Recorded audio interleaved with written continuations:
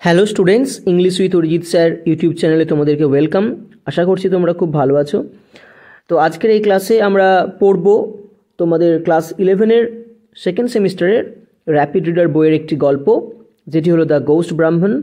এটি লিখেছেন লাল বিহারী দে, এবং তোমাদের র্যাপিড রিডারের মোট যে 3টি গল্প রয়েছে সেই সবকটিই লিখেছেন লাল বিহারী দে, যার মধ্যে একটি গল্প অলরেডি আমার চ্যানেলে আপলোড করা হয়েছে, এই গোস্টলি ওয়াইফ। তোমরা অবশ্যই সেই ভিডিওটিও দেখে নিও।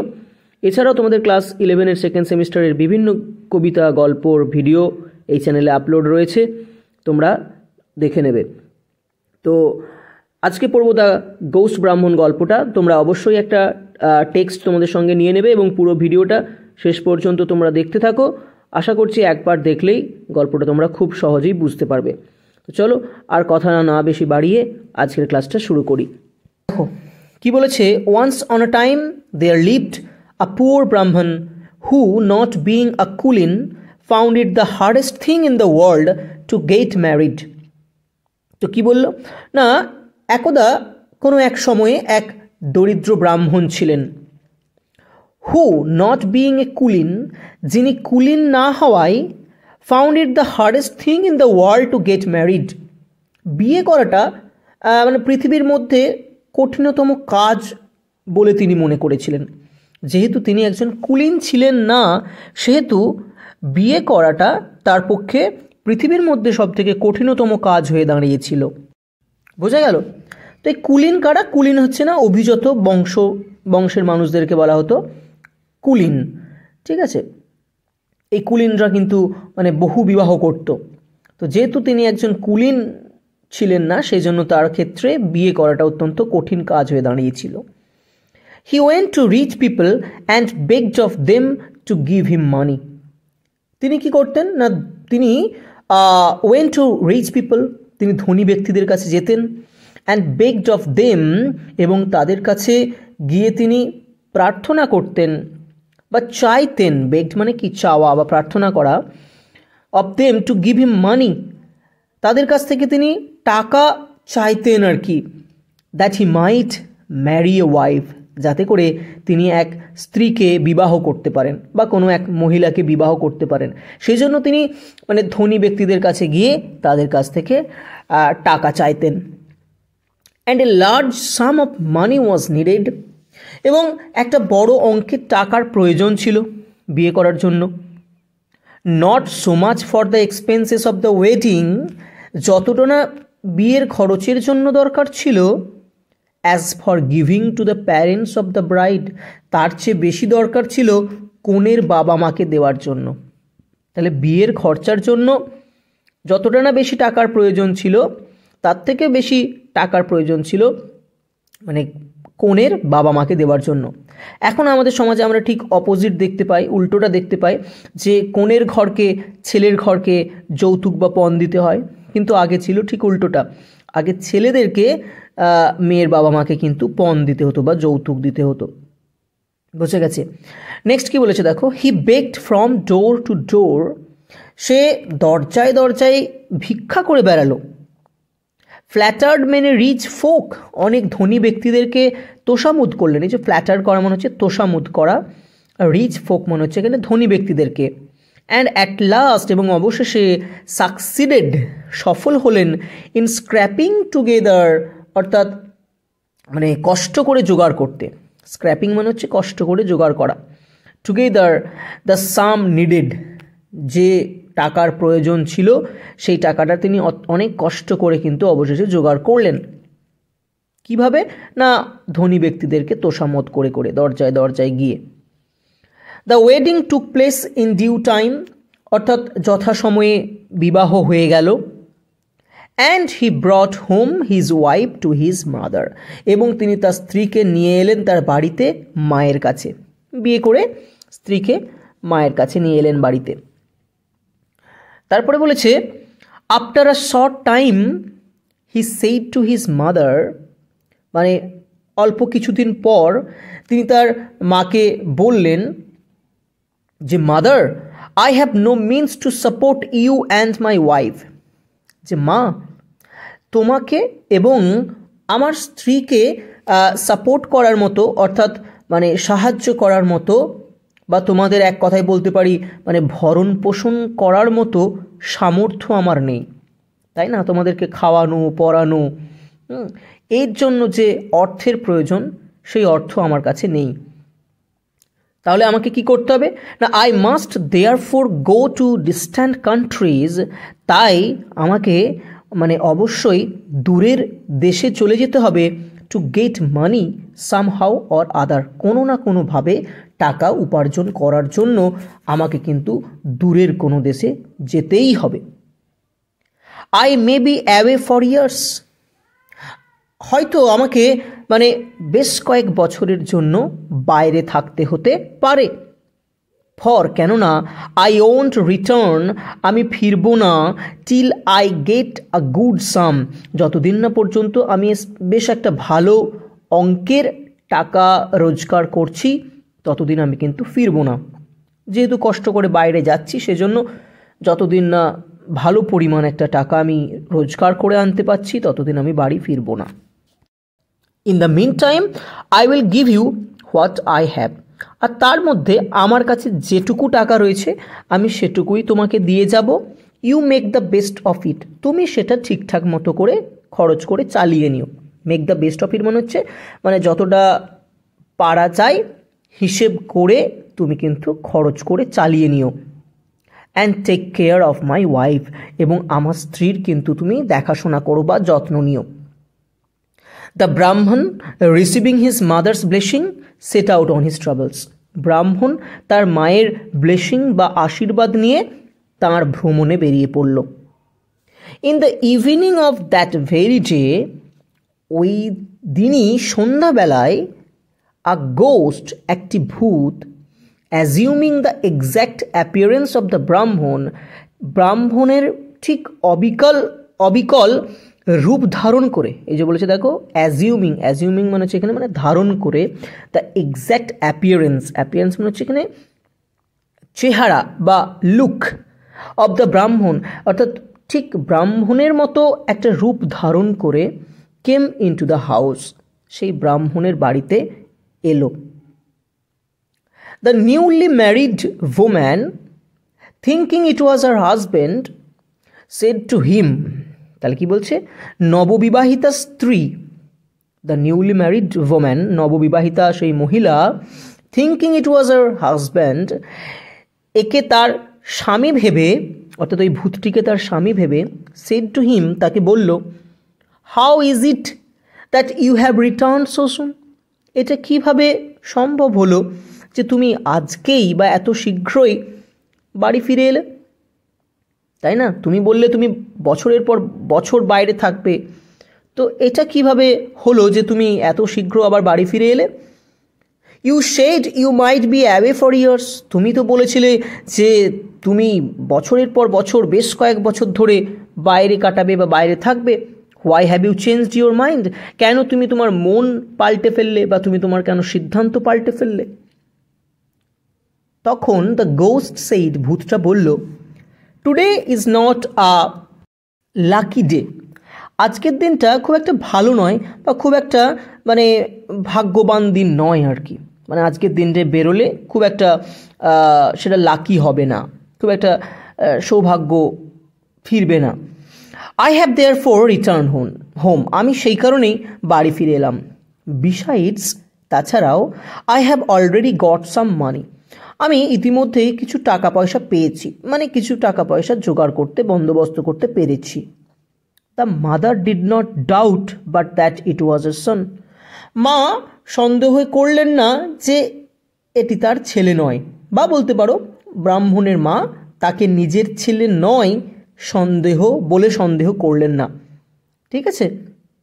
So the ghost live in the house as if he was it's owner and as if he was the son of the old woman and the husband of the young woman, তাই ভূতটি সেই বাড়িতে বাস করতে থাকলো, as if he was its owner, যেন সেই হলো ওই বাড়ির মালিক, and as if he was the son of the old woman, এবং সেই যেন ওই বৃদ্ধা মহিলার সন্তান বা পুত্র, and the husband of the young woman, এবং ওই তরুণী মহিলার হাজব্যান্ড বা স্বামী, এইভাবে কিন্তু ওই বাড়িতে বাস করতে থাকলো।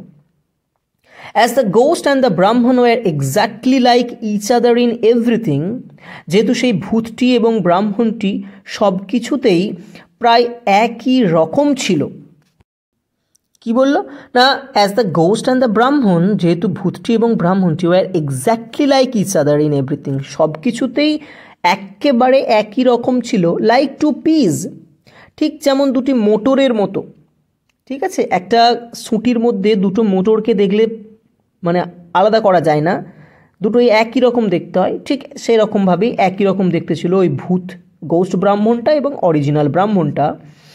The people in the neighbourhood, তাই প্রতিবেশী লোকজনেরা, অল থট, সবাই ভেবেছিল that the ghost was the real brahmin, যে ওই ভূতটাই হলো প্রকৃত ব্রাহ্মণ। আফটার সাম ইয়ার্স, কিছু বছর পর, দ্য ব্রাহ্মণ রিটার্ন ফ্রম হিজ ট্রাভেলস, ব্রাহ্মণ কিন্তু তার ভ্রমণ থেকে ফিরে এলেন। And what was his surprise, এবং তিনি তো কি ভীষণ রকমের অবাক হয়ে গেলেন, হোয়েন হি ফাউন্ড, যখন তিনি দেখলেন, another like him in the house, তারই মতো অপর আর একজনকে সেই বাড়িতে। বোঝা গেল, তার মতো আর একজনকে যখন তিনি বাড়িতে দেখলেন, তখন তিনি কিন্তু ভীষণ রকমের অবাক বা আশ্চর্য হয়ে গেলেন।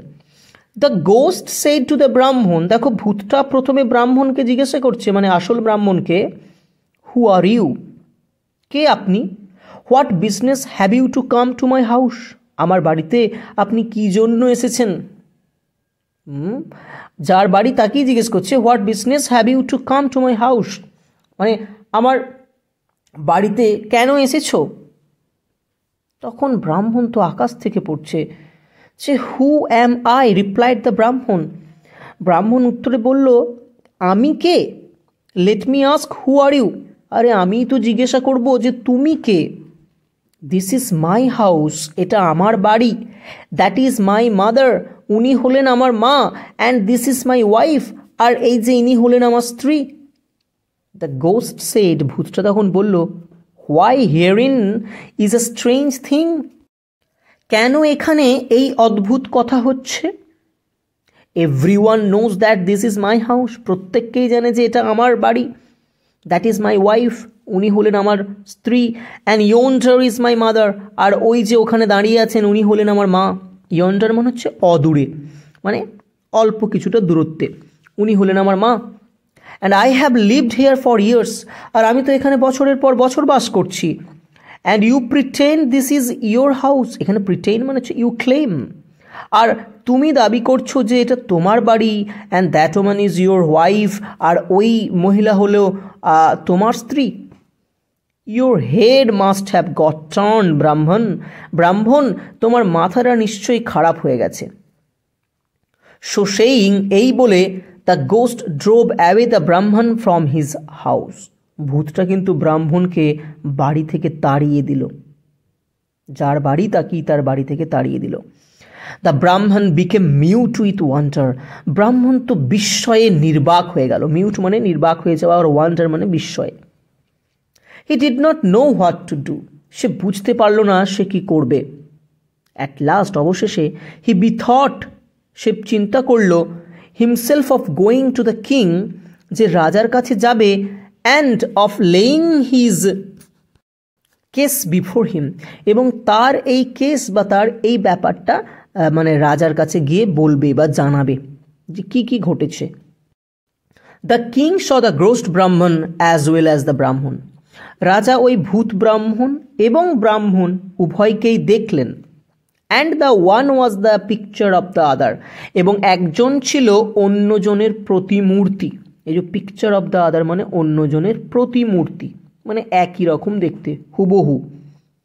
So he was in a fix, তাই তিনি উভয় সংকটে পড়লেন। এই যে ইন এ ফিক্স, এই যে ইডিয়ামটা, এটার মানে হচ্ছে উভয় সংকটে পড়া, মানে যেটাকে আমরা বলি ডিলেমা।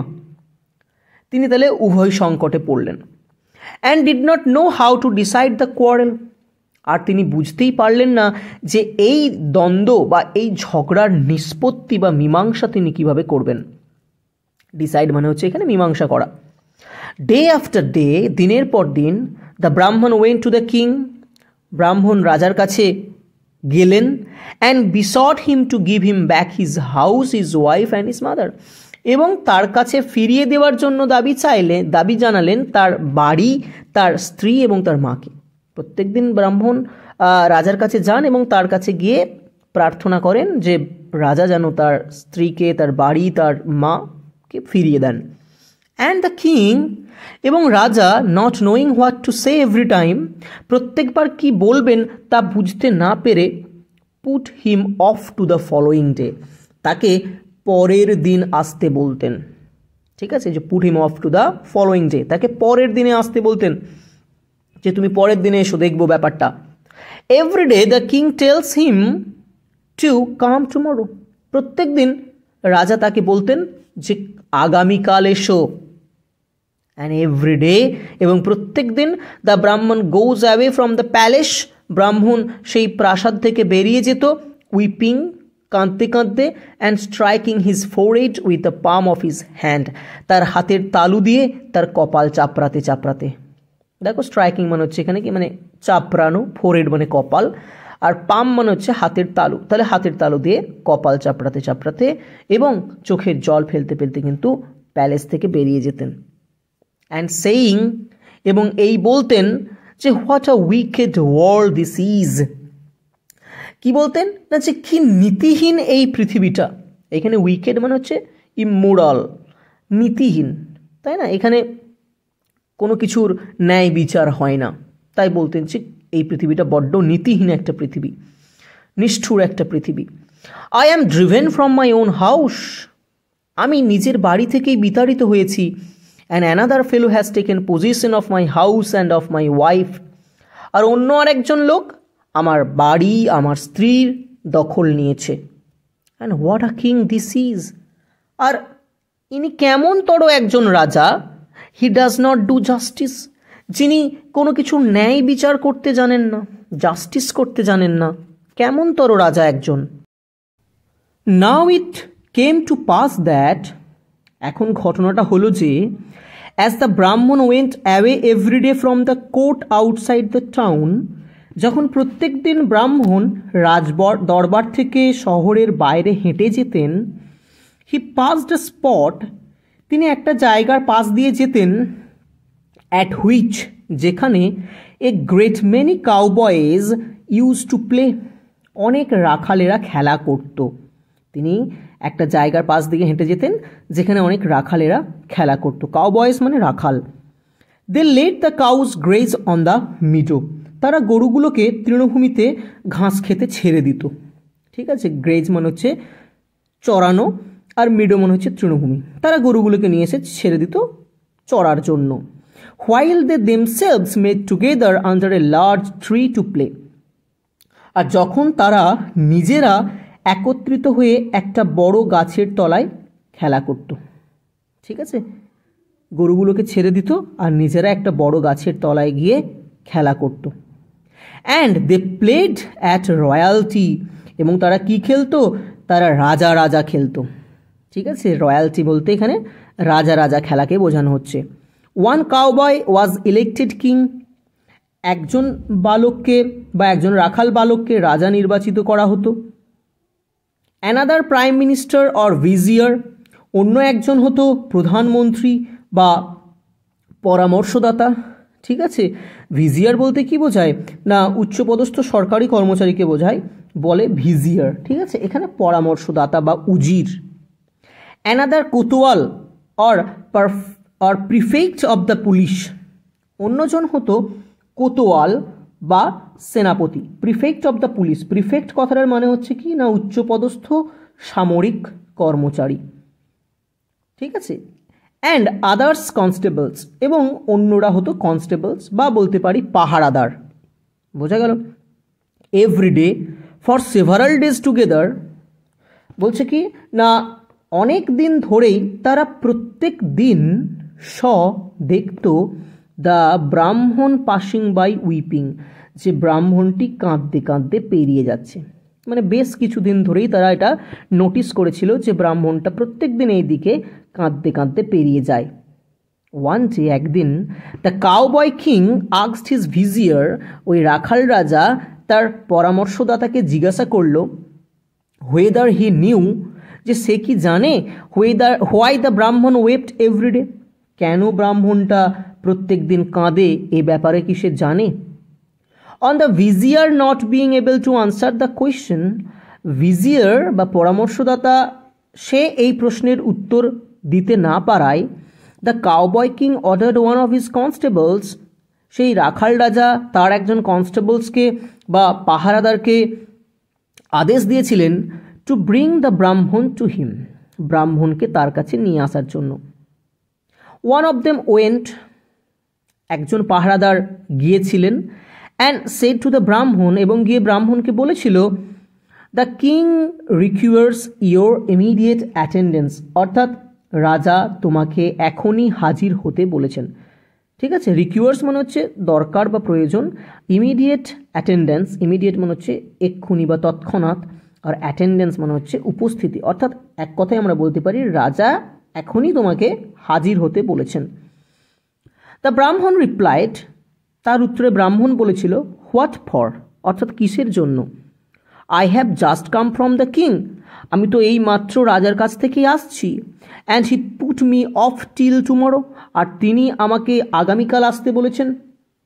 মানে প্রথমে ব্রাহ্মণ মনে করেছেন যে এটা তাদের দেশের রাজার কথা বলছে, উনি বুঝতে পারেননি যে এটা রাখাল রাজা তাকে ডেকে পাঠিয়েছে, তিনি ভেবেছেন দেশের রাজা ডেকে পাঠিয়েছেন, তাই বলছেন যে আমি এইমাত্র তো রাজার কাছ থেকে আসছি এবং তিনি তো আমাকে আগামীকাল আসতে বলেছেন। Why does he want me again, কেন তার আবার আমাকে প্রয়োজন হয়েছে? তার উত্তরে সেই কনস্টেবল বলছে it is our king that wants you, আমাদের রাজার আপনাকে প্রয়োজন। আওয়ার নেট হার্ড কিং, আমাদের রাখাল রাজার। ঠিক আছে, এতক্ষণ কাউবয় কিং বলা হচ্ছিল যার মানে ছিল রাখাল রাজা, এখন বলা হচ্ছে নেট হার্ড কিং, এর মানেও রাখাল রাজা। তাহলে তাকে পরিষ্কার করে বুঝিয়ে দিল যে এটা দেশের রাজা নয়, এটা আমাদের রাখাল রাজা আপনাকে যেতে বলেছেন। রিজয়েন্ড দ্য কনস্টেবল, এখানে রিজয়েন মানে রিপ্লাইড দ্য কনস্টেবল, কনস্টেবল উত্তরে বললেন হু ইজ নেটহার্ড কিং, কে এই রাখাল রাজা? আক্স দ্য ব্রাহ্মণ, ব্রাহ্মণ জিজ্ঞাসা করলেন। Come and see was the reply, তার উত্তরে কনস্টেবল বলল যে এসেই দেখুন না যে কে রাখাল রাজা। The neatherd king then আক্স the ব্রাহ্মণ, তখন ওই নেটহার্ড কিং অর্থাৎ রাখাল রাজা তারপরে ব্রাহ্মণকে জিজ্ঞাসা করলেন why he every day went away weeping, যে কেন তিনি প্রত্যেক দিন কাঁদতে কাঁদতে পেরিয়ে যান। The Brahman then told him his sad story, ব্রাহ্মণ তারপর তাকে সেই দুঃখের গল্পটা বা কাহিনীটা বললেন। দ্য নেটহার্ড কিং, সেই রাখাল রাজা, আফটার হিয়ারিং দ্য হোল, এই পুরোটা শুনবার পর মানে পুরো গল্পটা শুনবার পর সেইড বললেন আই আন্ডারস্ট্যান্ড ইউর কেস, আমি আপনার সমস্যাটা বুঝতে পেরেছি। I will give you again all your rights, আমি আবার আপনাকে আপনার যাবতীয় অধিকার ফিরিয়ে দেব। Only go to the king, আপনি কেবলমাত্র রাজার কাছে যান মানে দেশের রাজার কাছে যান, অ্যান্ড আস্ক হিজ পারমিশন, এবং তার কাছ থেকে অনুমতি নিয়ে আসুন for me to decide your case, যে আমি যেন আপনার এই কেস বা এই মোকদ্দমাটা বা এই সমস্যাটা নিষ্পত্তি বা মীমাংসা করতে পারি। সেই অনুমতিটা কেবল আপনি রাজার কাছ থেকে গিয়ে নিয়ে আসুন, কারণ রাজা অনুমতি দিলে তবেই আমি আপনার এই সমস্যা কিন্তু সমাধান করতে পারবো।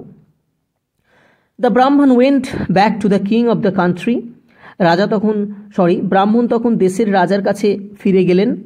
অ্যান্ড বেগড হিজ ম্যাজেস্টি, এবং মহারাজের কাছে প্রার্থনা করলেন to send his case to the neatherd king, তার এই ঘটনাটা বা তার এই বিষয়টা যেন তিনি রাখাল রাজার কাছে পাঠিয়ে দেন, who had offer to decide it, যিনি প্রস্তাব দিয়েছেন যে ওই সমস্যাটা মীমাংসা করে দেবেন। ঠিক আছে, রাজা যেন এই অনুমতি দেন, ওই সমস্যাটা সমাধান করার দায়িত্ব রাখাল রাজাকে দেওয়া হয়। The king hmm the case had greatly puzzled, রাজা যাকে এই কেস বা এই সমস্যাটা এই ঘটনাটা ভীষণ রকমভাবে হতবুদ্ধি করেছিল, এখানে পাজলড করা মানে হতবুদ্ধি করেছিল, গ্র্যান্টেড দ্য পারমিশন সট, এবং তিনি কি করলেন না যে পারমিশন চাওয়া হয়েছিল অনুমতি চাওয়া হয়েছিল তা তিনি দিয়ে দিলেন বা মঞ্জুর করে দিলেন যে ঠিক আছে, তোমার এই কেসটা রাখাল রাজা দেখুক। The following morning was fixed for the trial. পরের দিন সকালে বিচারের সময় স্থির করা হলো। ট্রায়াল মানে বিচার। The neatherd king who saw through the whole, রাখাল রাজা যিনি পুরো বিষয়টাকে দেখলেন, brought with him next day a phial with a narrow neck, তিনি তার সঙ্গে করে একটা সরু মুখযুক্ত সিসি নিয়ে এলেন। ফিয়াল মানে হচ্ছে কি না সিসি বা বোতল, উইথ এ ন্যারো নেক মানে যে বোতলটার মুখটা সরু, এরকম একটা মুখযুক্ত শিশি নিয়ে এলেন। দ্য ব্রাহ্মণ অ্যান্ড দ্য গোস্ট ব্রাহ্মণ both appeared at the bar.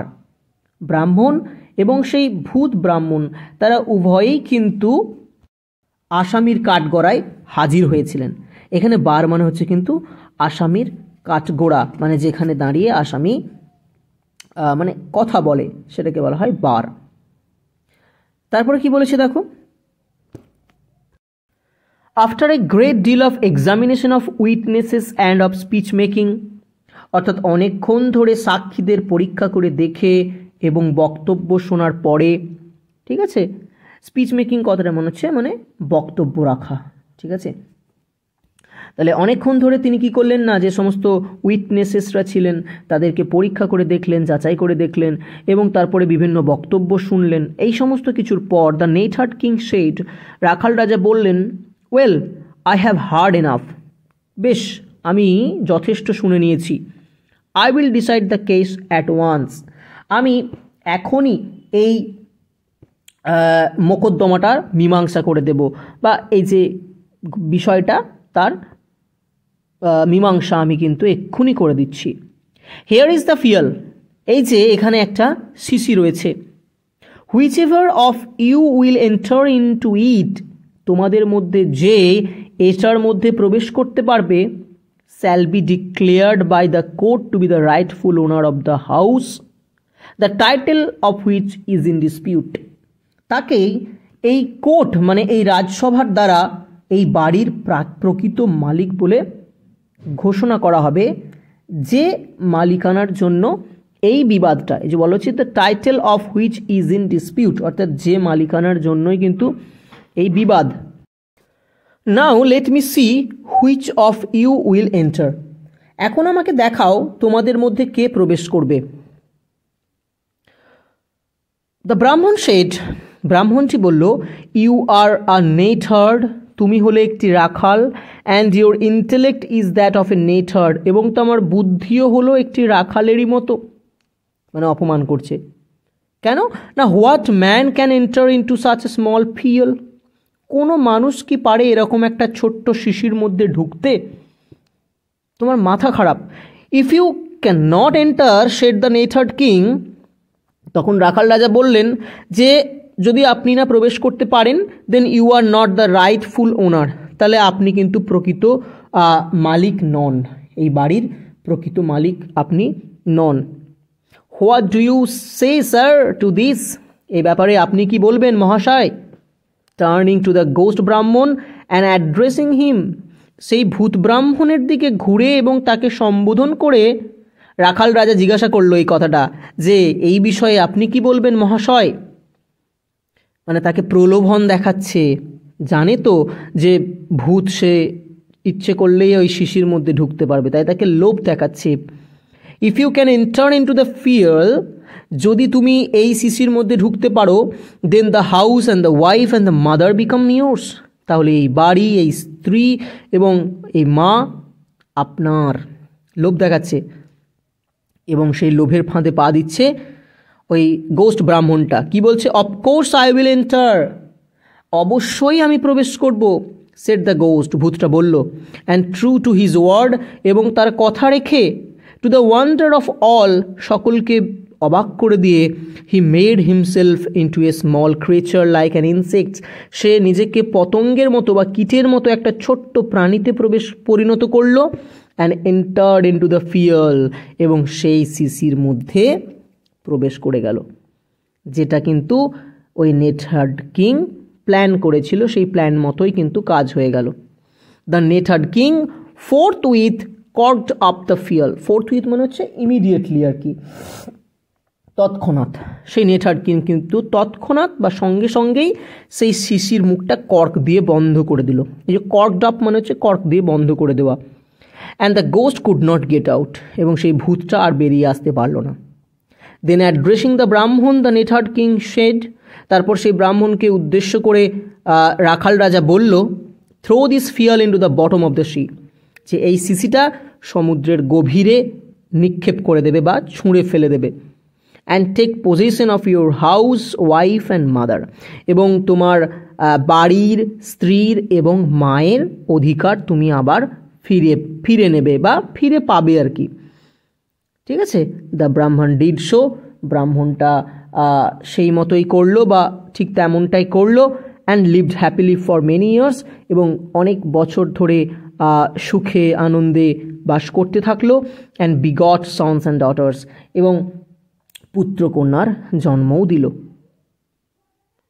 Here my story ended, the natiya thorn withereth, আমার গল্পটি ফুরালো, নোটে গাছটি মুড়ালো, এটসেট্রা ইত্যাদি। তাহলে এই গেল দ্য গোস্ট ব্রাহ্মণ গল্পটি। গল্পটা খুব সোজা, তোমরা যদি একবার পুরো ভিডিওটা মন দিয়ে শুনে নাও তোমাদের আর কোনো অসুবিধা হবে না। দু একটা নতুন ওয়ার্ড রয়েছে যেগুলো একটু তোমাদেরকে মাথায় রাখতে হবে। ঠিক আছে, তো ভিডিওটা কেমন লাগলো অবশ্যই তোমরা কমেন্টে জানাবে। ভিডিওটি ভালো লাগলে লাইক করে দিও, একটু বন্ধুদের মধ্যে শেয়ার করবে, এবং চ্যানেলটির পাশে থাকার জন্য অবশ্যই চ্যানেলটিকে সাবস্ক্রাইব করবে। তো থ্যাংক ইউ সময় দেওয়ার জন্য। পরের কোনো ভিডিও নিয়ে আসছি, ততদিন তোমরা ভালো থেকো, টাটা।